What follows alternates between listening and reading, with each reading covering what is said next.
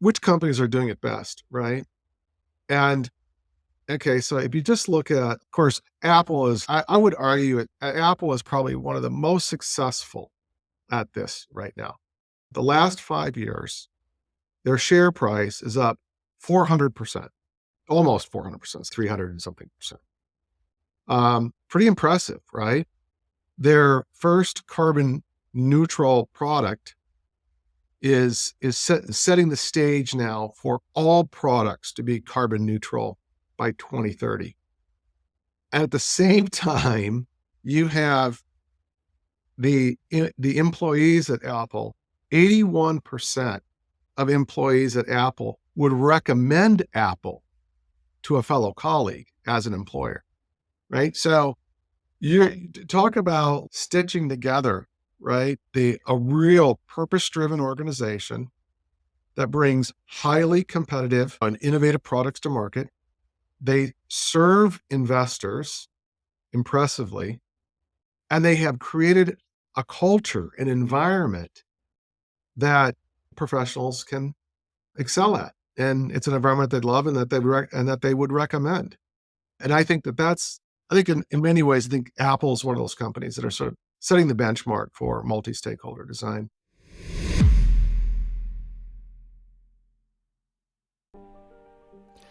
In this conversation, I talk with Curt Schreiber. He's the Chief Creative Officer of VSA, a Chicago-based creative and branding agency.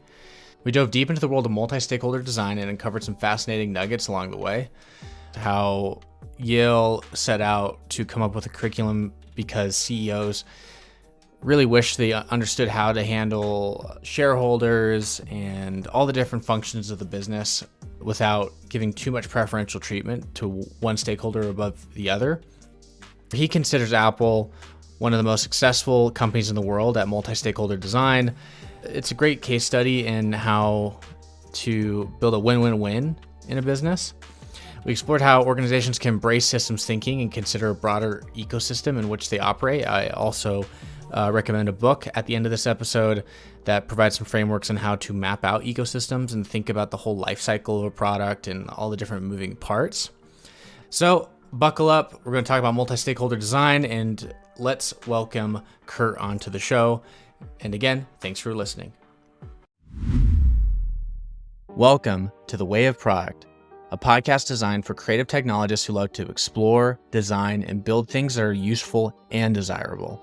Did you know that the average tenure of a product executive is just 2 years?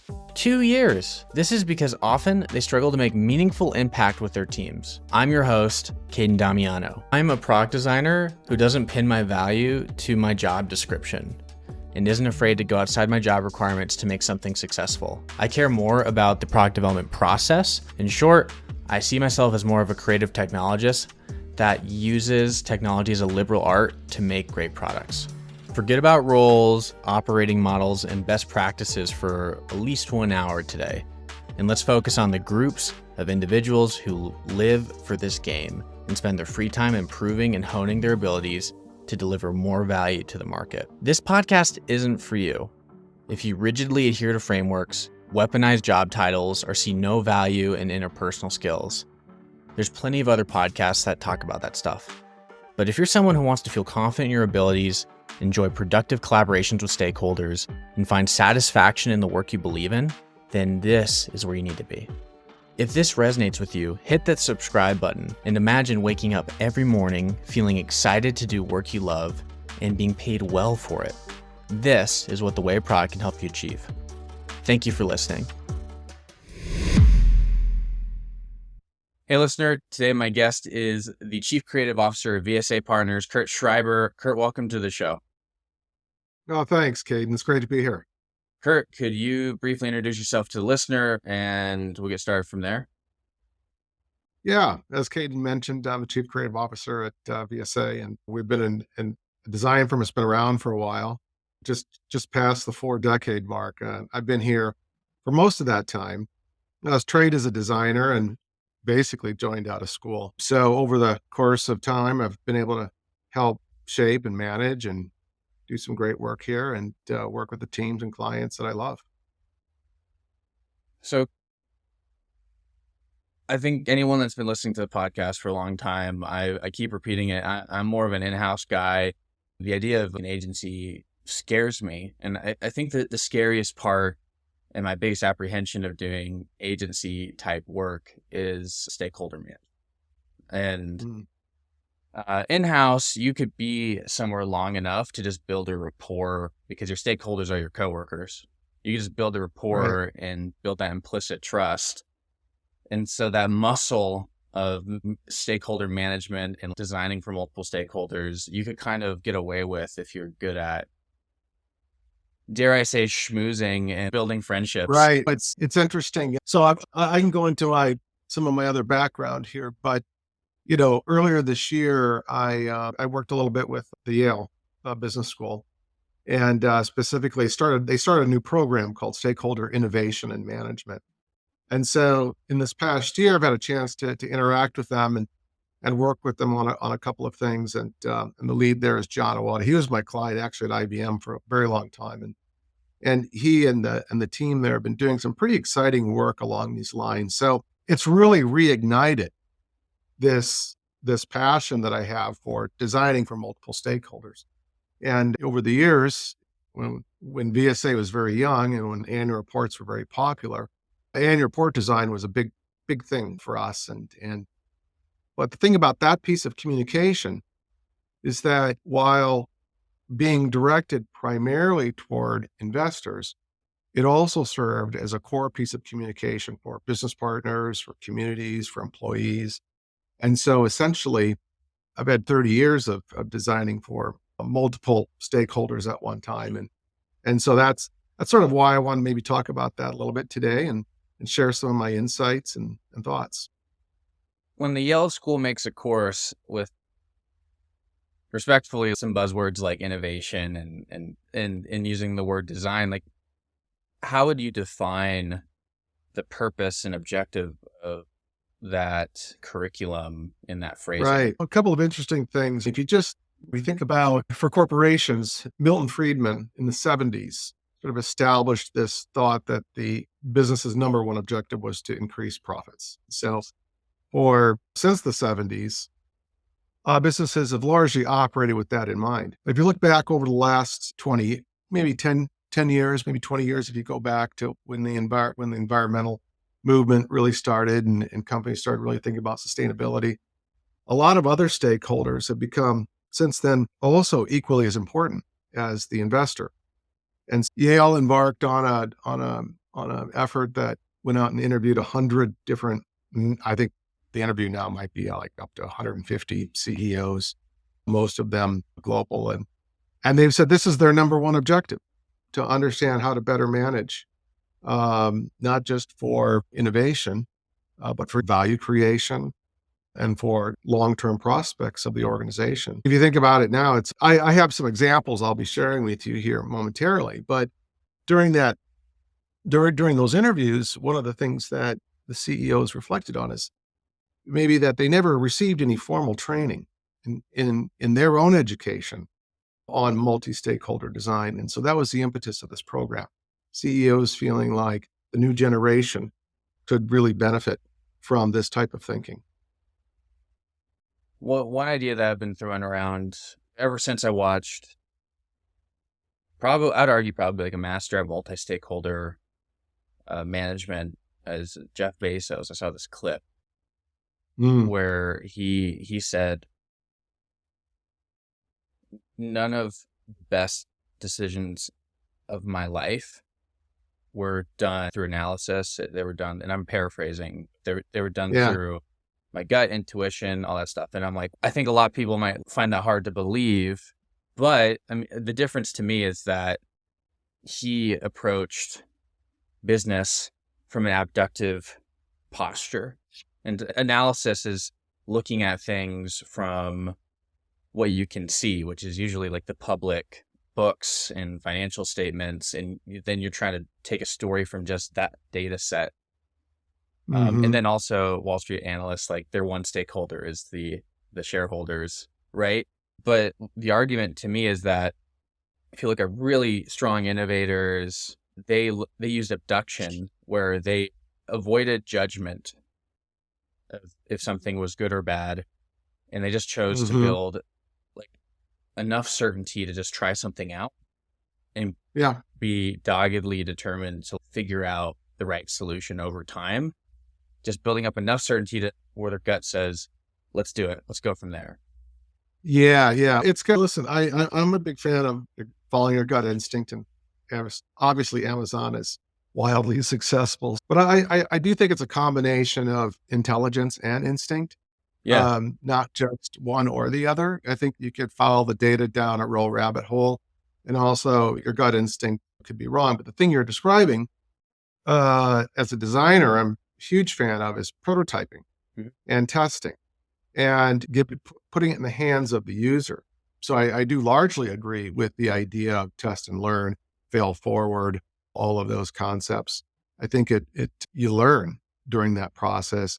And like the Eames, there were two designers that were wildly popular about prototyping. I'd say largely started that movement. And but the idea of constant improvement, I think, is a very strong one. It's an important one as a designer. I really embrace. Yeah. There's this argument that looking at the metrics that shareholders care about, they're looking at the things that actually don't drive customer value.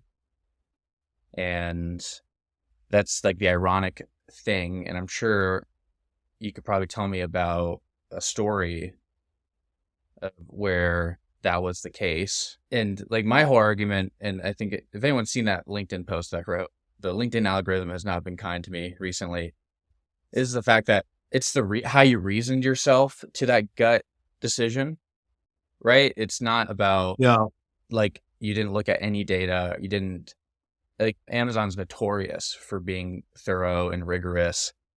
But what I want to get across is that rigor and like logical, data driven decision making, like rigorous reasoning and logical decision making are mutually exclusive, right? You could use rigor to develop like this narrative in your head based off the evidence that you see to build enough like certainty that you could move forward and try something out. But when you try to go to shareholders, they're looking for, hey, what's the ROI of this? And we don't know. But based off the Yeah. evidence, we know that customers might want this, so we're going to try it out. So could Right. you like tell me about a time where that was the case? There's a lot of examples, I guess, out there today of products that you think they're going to work and maybe they don't. Mm. I think right now, I think electric vehicles right now are kind of in that place where the jury's still out, whether consumers want the vehicle, whether they trust it, whether it's going to meet their needs. Obviously, I'm very pro electric vehicle and renewable energy and good good for the environment. But there's a lot of sort of things that need to be worked out, especially in that area, in order to gain the confidence and the momentum that's required for something like an electric vehicle to actually be fully realized. And so there, I think there's that's a good example where I suppose combination of technology and instinct that would lead you to we need to bring more of these types of vehicles, put more of these vehicles on the road. But in my opinion, there's so much more work that has to be done in terms of just building advocacy, building confidence, reliability, all of those things. Afford even like not just across the issues, not so much across the US, but around the world. So that might be one example right now that I think is an instance where that innovation really hasn't fully realized itself because I don't know if it's solved for the multi-stakeholder needs. But coming back to something that you had said earlier, that kind of, we think about organizations today, the thing that is, I think, most challenging in this endeavor is the organizations themselves are so siloed today, right? You have, let's just stick with product innovation for a moment. Maybe you have research and development. You have The ultimate silo, um, like an yeah, yeah, R&D yes, department. right, yeah, Yeah. yeah, yeah, the ultimate silo, the R&D, but they're constantly bringing new things to market, testing new ideas.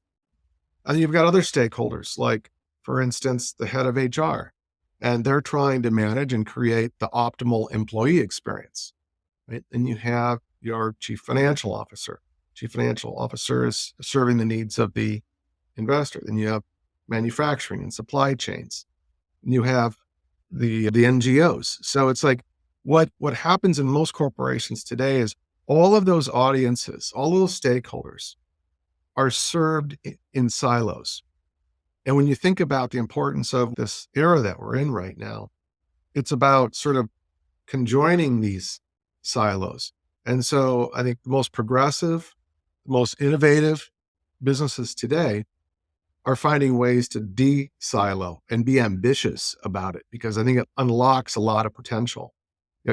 Each one of those stakeholders has a different need, and sometimes they oppose each other, right? And the most progressive organizations today are looking for ways to connect what is perceived as constraints, and within that, as again, being a designer, love constraints. Constraints unlocks a lot of innovation, ways you would solve a problem that you might not otherwise solve a problem.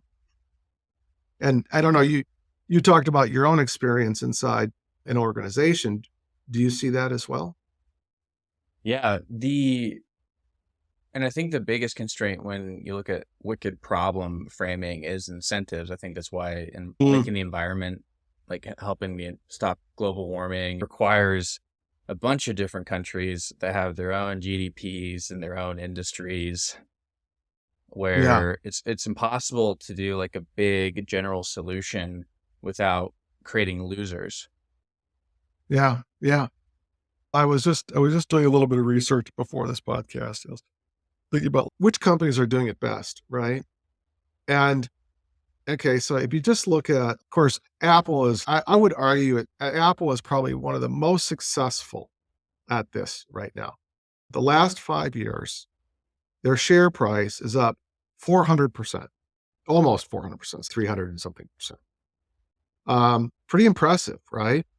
Their first carbon neutral product, the iWatch, is setting the stage now for all products to be carbon neutral by 2030. At the same time, you have the employees at Apple. 81% of employees at Apple would recommend Apple to a fellow colleague as an employer, right? So you talk about stitching together, right? A real purpose-driven organization that brings highly competitive and innovative products to market.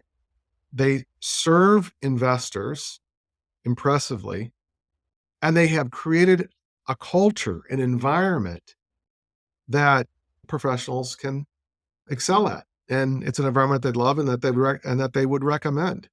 And I think I think in many ways, I think Apple is one of those companies that are sort of setting the benchmark for multi-stakeholder design. Does Yale have like a thesis for why that is? Or For Apple, yeah, for Apple, or I guess like what they found to be the the bullet points that they would tell CEOs on how to manage multiple stakeholders and potentially strive for a I think culture like that, Apple. yeah, I'm not speaking for Yale. And I think that I'm an admirer of their work right now, but I think that they would probably say we need to look at how businesses need to look at how they're organized. Leaders should consider how they lead. Parts of the business that have not been connected to one another need to be connected. New skills need to be developed within the workforce, new ways of thinking, new methodologies, new new new ways of embracing how we work. I would imagine those would be some of the things that Yale is teaching today. So there's more curiosity. Yeah. And Yeah, it's yeah, also yeah. I think uh, curiosity, certainly, value creation. Now, the one thing that Milton's thought about profitability, I think, is a good one. But if you, the way I think about increased profits, if you think about it just slightly more in an abstract way, just value creation, right? How do you create value for all of these audiences that you now serve? that's another. I mean, that's I think a legit way of thinking about it.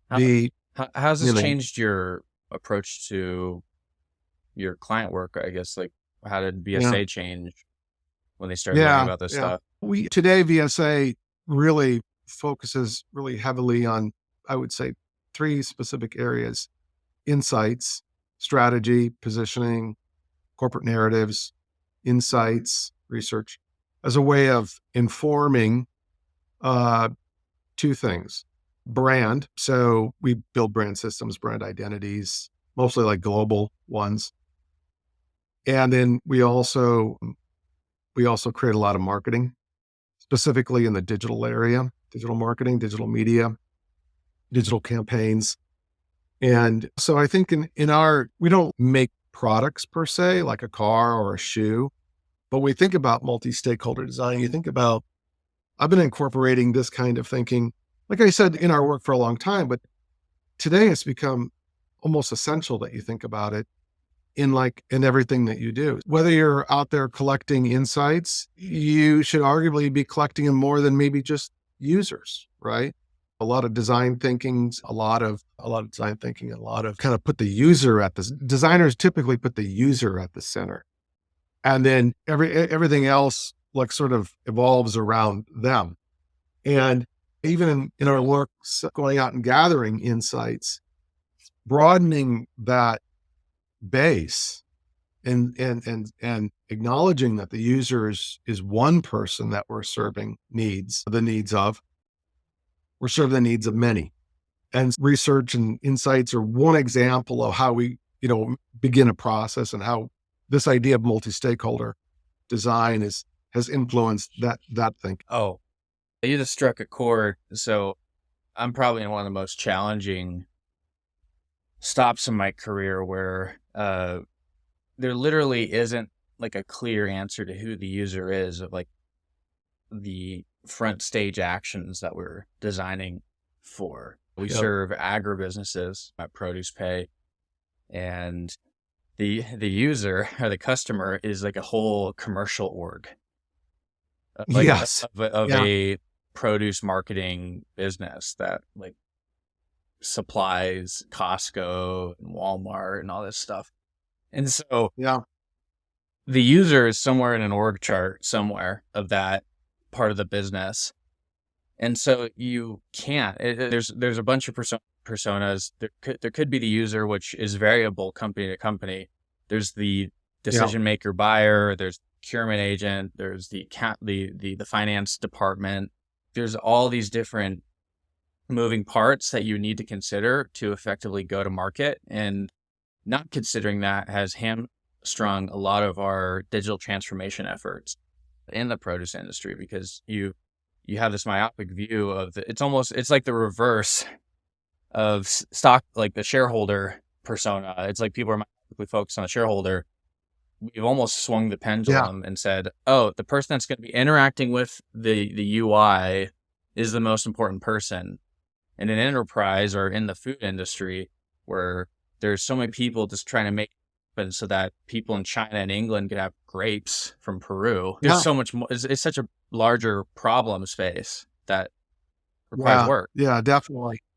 Definitely. Some of the examples that we're talking about today are sort of like consumer examples, but what you're describing is a B2B ecosystem that is far more complex. At the end of the day, you could have hundreds of, maybe not hundreds, but you have hundreds of people who are kind of influencing a particular decision.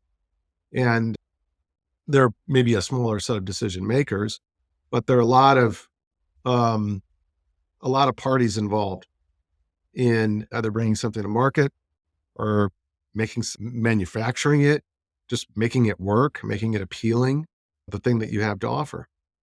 And I have a thesis. I'm currently listening to Becoming Steve Jobs, which is the more, I think, nuanced and critical biography of Steve Jobs. Walter Isaacson tend to be more about memorializing a hero rather than telling the story of how someone became the hero.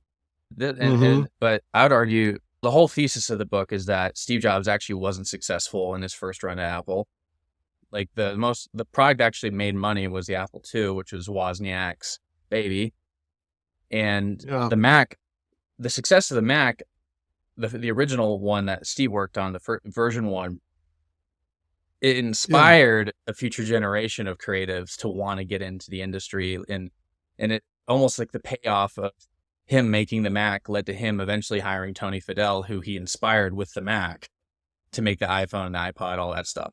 And so it's almost, if you think long game, yeah, that's something called brand. But Yeah. until he learned leadership from the Pixar management team and came back to Apple, that's like where he learned how to empower creative individuals, and it kind of came full circle. But like brand, which in shorthand for me, brand is how people feel about something, right?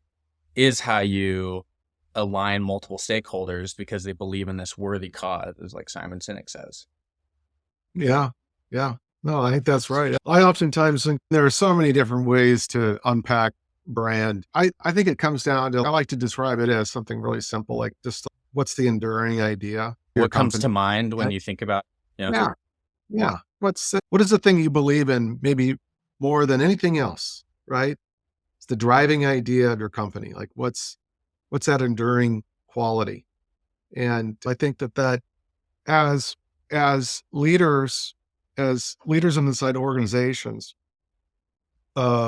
transition from one to the next, and you just described one or a series of them.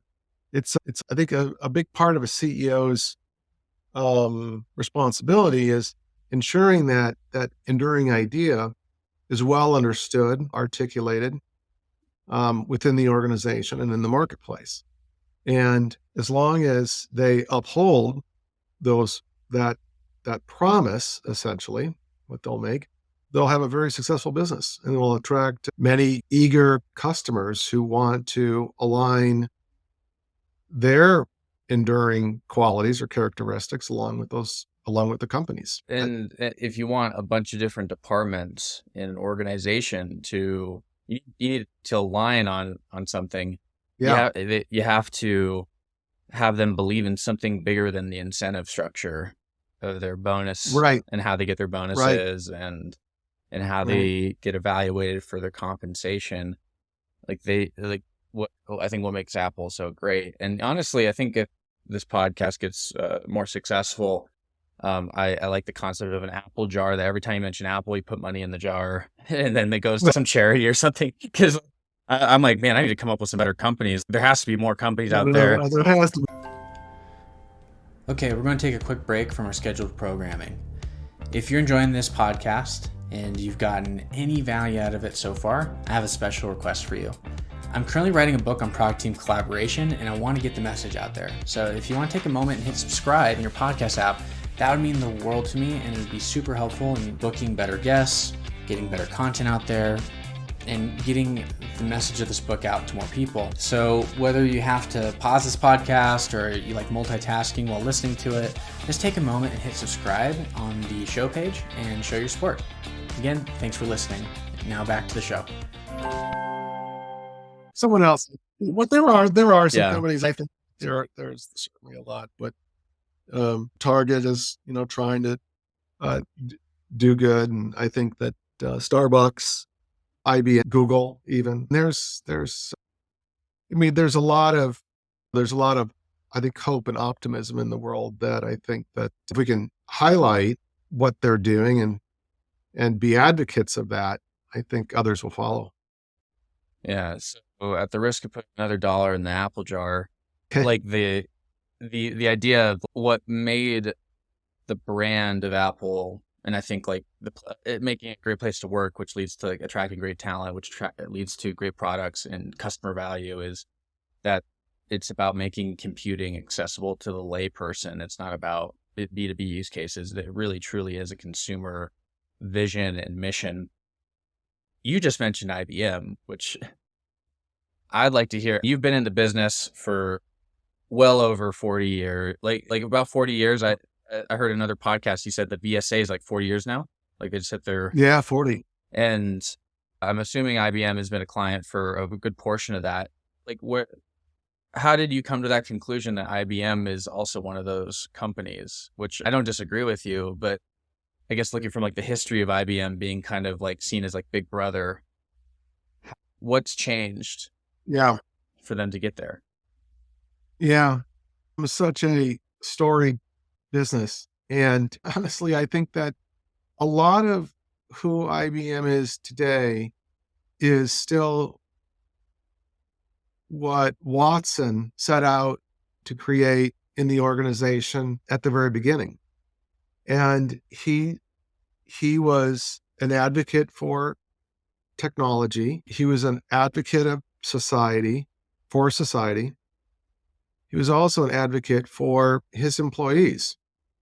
And those three qualities today, I would say, are very much celebrated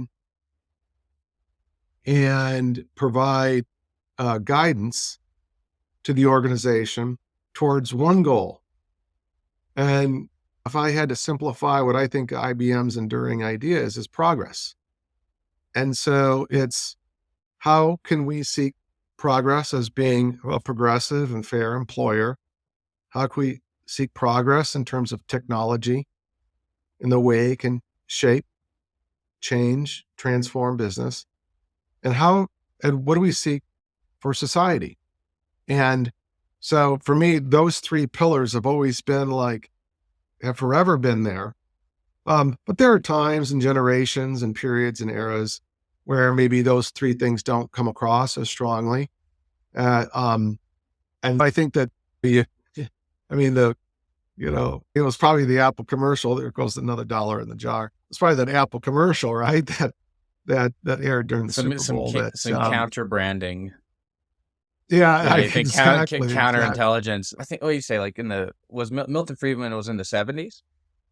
Yeah, that's kind of like the time where I think IBM, the brand, did get stale because it might have been because Milton Friedman, where it's like, nope, we're just going to help shareholders, and then.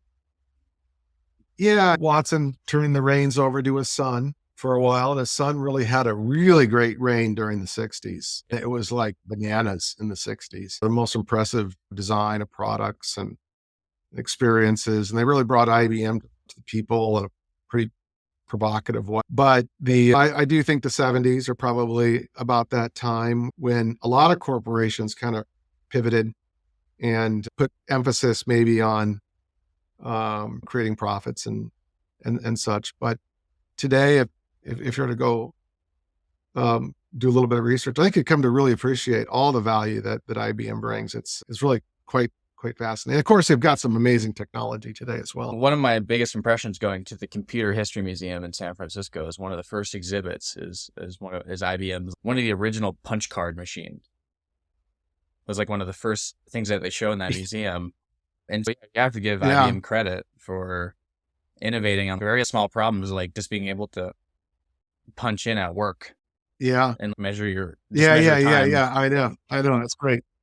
Yeah. Yeah. Speaking of museums, if you ever make your way to Detroit, the Ford Museum, the Henry Ford Museum's pretty crazy. But they have the IBM's Mathematica exhibit still up there as the original exhibit. And that's definitely worth a visit. Can you explain to the listener what a Mathematica is? Well, Mathematica was actually an exhibit that was part of the World's Fair in the 60s, designed by Ray and Charles Eames. And what the exhibit did is it helped to explain very complex computing technologies in a very, very simple way that everyone from a child could appreciate and get to, and to something like where an expert would also appreciate its value. And so Mathematica is a pretty historic, and IBM underwrote it. So that was it. But it's bold for a company to say, hey, math's important, right? Math and science are important to have that to get progress in the world. So they leveraged, the Eames were one sort of design partner that they leveraged over time, but that was a pretty neat exhibit. Yeah, definitely have to check that out, because using design and art to inspire people to get into STEM is probably one of IBM's biggest contributions, if you think of it that way. We have Curt Schreiber, had to make Yes. like a tactical course, like at a university or something like that, about multi-stakeholder management, what would be on the syllabus? Well, I think that, Caden, one of the things that I find really interesting is the dynamic between solving for big and solving for small. And there are so many important global complex issues that, yes, we need to solve for big, but also at the same time, I think you get there by solving for the small. And so I think that it would be an interesting curriculum. I have not developed it yet, but it would be an interesting curriculum, I think, to think about designing in those two dimensions. There's also two other dimensions that maybe coincide with those two. Maybe they'd be separate, but also solving for the near term. What could we do today to help move us forward? And then what other problems are we solving for 5 years or 10 years or 20 years down the road? And so I think when you look at the things in the world that need to be solved for, looking at them through those two dimensions, I think it would be a fascinating curriculum and class, and the kinds of ideas and ideation and innovation that come out of that, I think could be fascinating. So big and small, help me understand like what that means. Is it like framing of the problem when you're doing design discovery of what to actually recommend, or? Yeah, I guess an example of big and small might be, okay, so let's say you're a furniture maker and and you want to solve for a more sustainable line of furniture, right? But you realize in order to solve for that, it actually means that you have to plant new types of trees or different types of trees in which might yield a different, more sustainable a chair, right? So that would be a real long-term sort of solve, right? Material doesn't exist today, or maybe doesn't exist where I need to have it exist. And so I need to start to think about forestry, not just a chair, but where all the materials come from the chair. Solving, or like the second life of a chair, right? So once a chair gets recycled, how do we disassemble it? How do we reuse its parts? The automotive manufacturers are going through this right now, where they want the second life of every vehicle. Every vehicle will have a second life and probably more. But that's like you're solving for a really, really big thing, bigger than maybe what you think you're solving for. Something small might be, I don't know, as easy as, um, you know, transporting these chairs from one place to another, right? We could make a very easy, small change in how we transport these chairs, and maybe it's a more affordable solution or more sustainable solution, or so you kind of get where I'm going with Yeah, let me a see if I big and yeah, small. let me see if I understand, right? Okay, going back to the Apple jar, I just saw a video that they have a facility in Austin where they have this robot that disassembles old phones. And so they're thinking from an ecosystem perspective, their business operations have to support recycling the phones in order to go carbon neutral at some point, right? They have to be able to Right. recycle 100% of the components. And so they create incentive structures. I think people look at the Apple Card as, oh, so they get more sales. And yeah, but part of the Apple Card experience is to encourage people to buy direct to Apple and then get incentivized to trade in their old phone for less, so they can Yeah. get the new phone for less money. And then what do they do with that old phone? And they have this amazing packaging experience where you could repackage the old phone, safely transport it to their recycling facility so they could recycle the components and take it into the next generation of products. And then from a small perspective, what the first thing I thought of was like IKEA. Like the innovation is how do you move it to reduce costs? Yeah. Yeah. I'm always impressed with IKEA, how they could pack like an entire bed Yeah. into a 2 by 2 by 6 box. It's fascinating. But yeah, they've I've come to really appreciate IKEA, and how they go to market. So there's this book by a design lead. This is really timely that you brought this up, because there's actually like frameworks in this book called Exposing the Magic of Design. And it's by John Kolko. He's a design lead at Frog Design.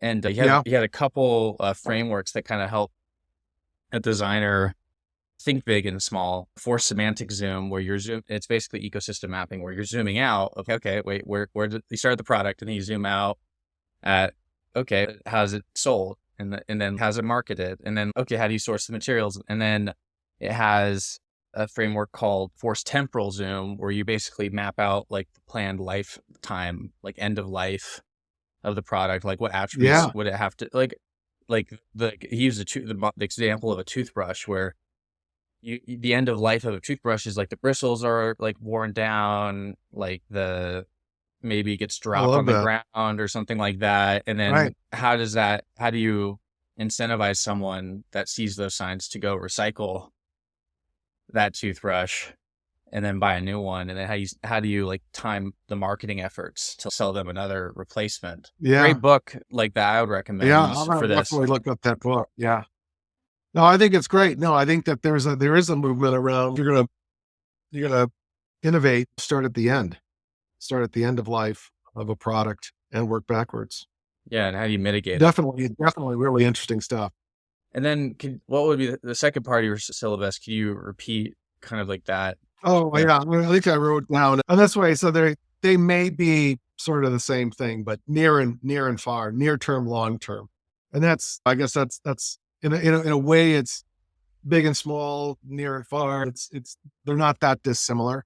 So they're probably part of the same concept, but it'd be interesting to tease those apart as well. I do believe there are nuances to it, right? Like big and small could be more of the framing of the size of a problem. Like you mentioned transportation, like it's more of a myopic, like singular, like smaller scope journey of delivering or fulfilling on an order or something like that. In the produce industry, like a big would be like the whole supply chain and how the supply chain works, and why do we have these middlemen and these brokers? They're adding 10% along the supply chain and hiking the price. And then small would be customs at a warehouse in like McAllen, Texas, to lead to another big problem of distribution to these like Costco retail stores or something like that.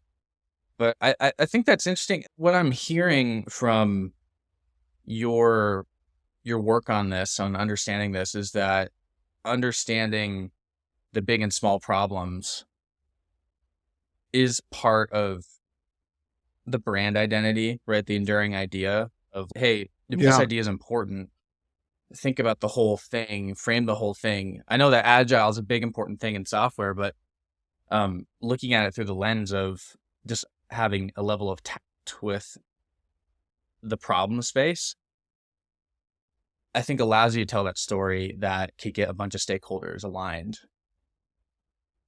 Yeah. No, I think that's true.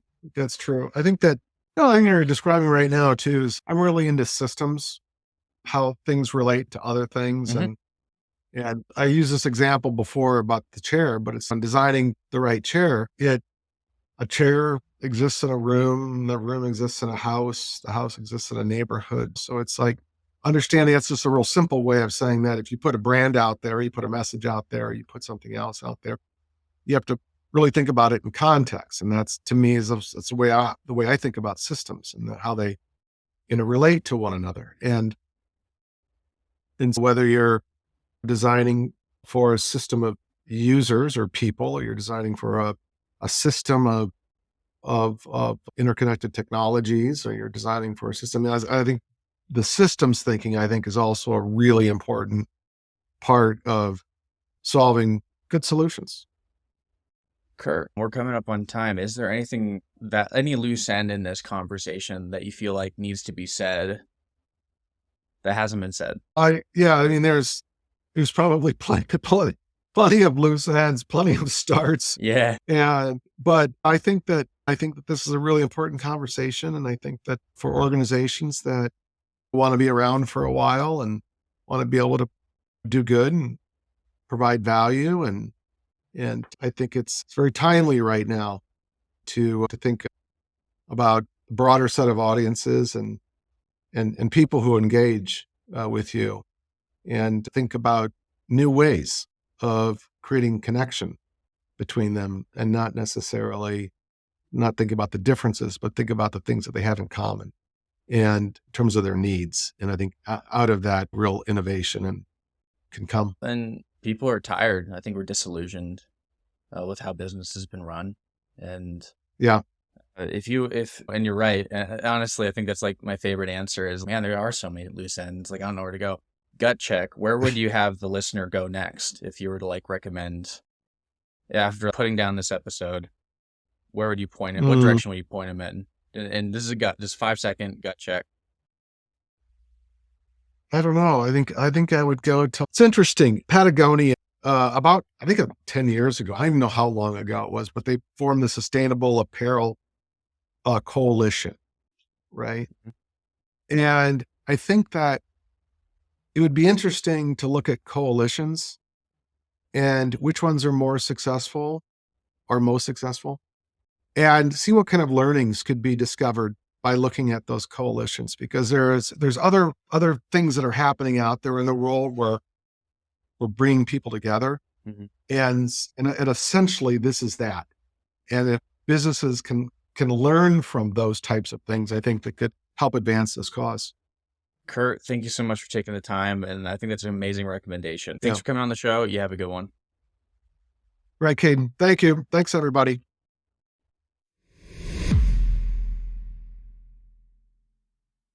Hey, listener, thanks again for listening to The Way of Product. As we power down today's session on the fusion of creativity and technology, let's solidify the energy you've gotten from our dialogue today. If you've gleaned insights or strategies that could turbocharge your projects, I have a small but powerful ask. Swing by the platform where you're hearing this and leave a review. Think of it as your digital high five to us. It's a fuel that propels this content to more creative technologists like you, amplifying the impact of the shared knowledge. So until our next interview, keep pioneering and pushing the envelope. Thanks again for lending your ears and your imagination to our community. Catch you on the next download. Is everyone gone yet? Because this next offer is for you. And this is because you listened all the way to the end of this episode. Today's episode is sponsored by Alchemy, a name you might not be familiar with yet, but one you'll definitely want to remember. I don't know about you, but most meetings are terrible. Long circular discussions, weeks with no progress. I was tired of that. Tired of good energy getting sucked out of potentially explosive creative sessions. So I finally decided to do something about it. That's why I started Alchemy. Think of Alchemy as a special ops for team collaboration.